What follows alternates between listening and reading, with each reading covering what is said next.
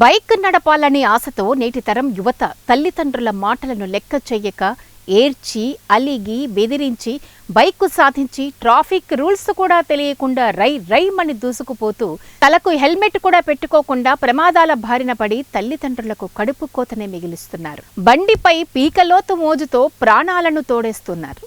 ఇటువంటి ప్రమాదాలపై అవగాహన ఎంతో అవసరం.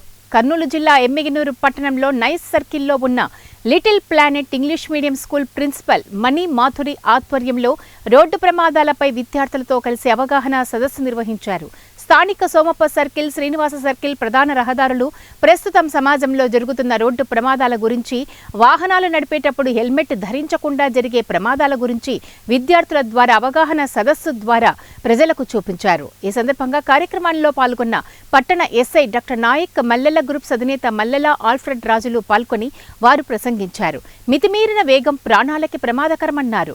ముఖ్యంగా సెల్ ఫోన్ మాట్లాడుతూ డ్రైవింగ్ చేయడం, మద్యం సేవించి వాహనాలు నడపడం ద్వారా జరిగే ప్రమాదాల గురించి స్పష్టంగా వివరించారు. ముఖ్యంగా చిన్నపిల్లలకు వాహనాలు ఇవ్వవద్దని తల్లిదండ్రులకు సూచించారు.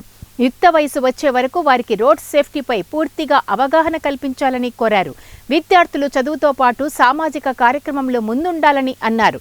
Little planet English medium school విద్యార్థులు చేపట్టిన అవగాహన సదస్సులో పలువురు ప్రజలు అభినందించారు. కార్యక్రమంలో స్కూల్ ఉపాధ్యాయులు తదితరులు పాల్గొన్నారు.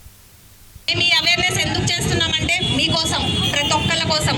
ఇంకొకటి ఏంటంటే చిన్న పిల్లలకు మొబైల్ ఇవ్వకపోతే ఫుడ్ తినట్లేదు పిల్లలు.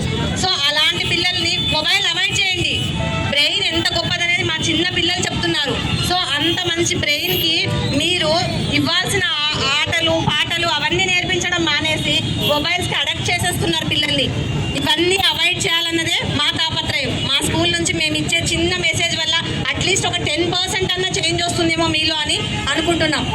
అట్లీస్ట్ ఒక 10 మెంబర్స్ అన్న హెల్మెట్ పెట్టుకొని తిరిగితే వీఆర్ హ్యాపీ. Thank you.